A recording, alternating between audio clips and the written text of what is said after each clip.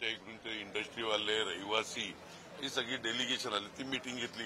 मुख्यमंत्र्यांकडे, आदरणीय मुख्यमंत्र्यांकडे MMRDAची माझी काही कामं बाकी होती हॉस्पिटलच्या बाबतीमध्ये, तर तो हॉस्पिटलचा एक निर्णय झाला, MMRDAच्या कामाबद्दल निर्णय झाला. मी माझी कामं करण्याकरता जे जे प्रश्न होते त्याच्याकरता मी आलेलो.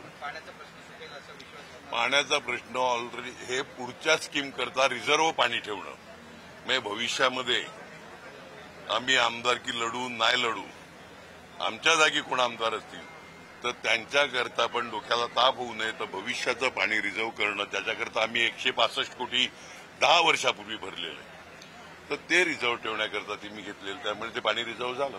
राज्यसभेच्या निवडणुकीच्या वेळेस तुम्ही किंगमेकर ठरला होता, त्यावेळेस भाजपला मदत केली. मी पुढच्या वेळी आणखीन आमदार वाढवण्याच्या विचारात आहे, म्हणजे माझं डिमांड जरा जास्त आहे. यावेळी गेम चेंजर ठरतील का? आमच्या 3 मताला नक्की महत्व आहे.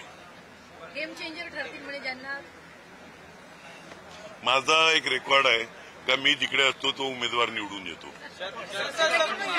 महाविकास आघाडी मी जिकडे असेल ते उमेदवार निवडून येणार.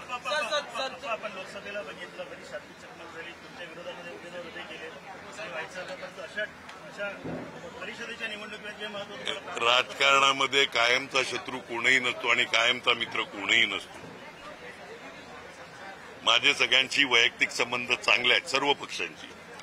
राजकारणामध्ये कधी आज मी आलेलो ते माझ्या कामासंदर्भात, म्हणजे MSBचं असेल, पाण्याचं असेल किंवा आमचे काही जे प्रलंबित प्रश्न आहेत त्याच्याकरता शिष्टमंडळ घेऊन आलेलो. माझं CM साहेबांनी पण काम केलं, माझ्या अजितदादांनी पण काम केलं. माझं काम कोण नाही, सगळेच मला सहकार्य करतात. आज इलेक्शन आहे म्हणून कामं करणारा ज्या ह्याच्यातले नाही, ते मी हाऊसमध्ये बोललाय का दादा विरोधी पक्षात असताना काय यस दादांनी दिलाय आम्हाला पैसे ते असताना. माझा कल माझ्या कामाचा आहे, माझी कामं. एक महत्वाचा मुद्दा तुम्ही बोलतो ते आमच्या 3 एकंदर जे मत आहेत त्यांना खूप महत्व आहे. तुम्ही 3ही नेत्यांची जी आहे ती भेट घेतलेली शरद पवार सर्व पक्षाच्या 3 ना, मी सर्व पक्षाच्या नेत्यांना. मग हे जे तुमचं गुपित असणार ते थेट मतदानाच्या दिवशी जाहीर होईल का, त्याआधी तुम्ही भूमिका घेणार? मी माझी भूमिका घेईल. मी मतदान कधीच डिक्लेअर करत नाही, मी कधीच मतदान डिक्लेअर करत नाही, त्याच्यामुळे मी भूमिका घेईल. अहो माझं दुःख आहे हो, सगळे 5 स्टार मध्ये राहतो असं मी टीव्हीवर ऐकतो, मलाच कोण बोलवत नाही. 3 स्टार पण चालेल, कोण नाही. अरे बोलवतच नाही, काय माहिती मी परवडणं.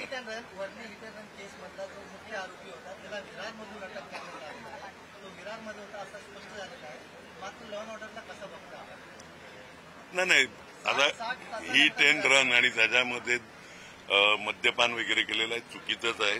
जरा सगळ्यांनी सांभाळून, एखाद्या गरीबाचा जीव जातो. हिट अँड रन पुण्यामध्ये झालं का, आजचं झालं का कालचं, याचं समर्थन कोण करूच शकत नाही. त्यांना पकडल्यात, जी शिक्षा कोर्ट करायची ती करेल. थँक्यू. आपण पाहतोय हितेंद्र ठाकूर बोलत होते, तर माझे सर्वांसोबत संबंध चांगले आहेत आणि म्हणून भेटीगाठी घेतल्या असं हितेंद्र ठाकूर म्हणालेत. विधान परिषदेच्या निवडणुकीच्या पूर्वी त्यांनी घेतलेल्या भेटीगाठींची सध्या राजकीय वर्तुळात चर्चा सुरू होती.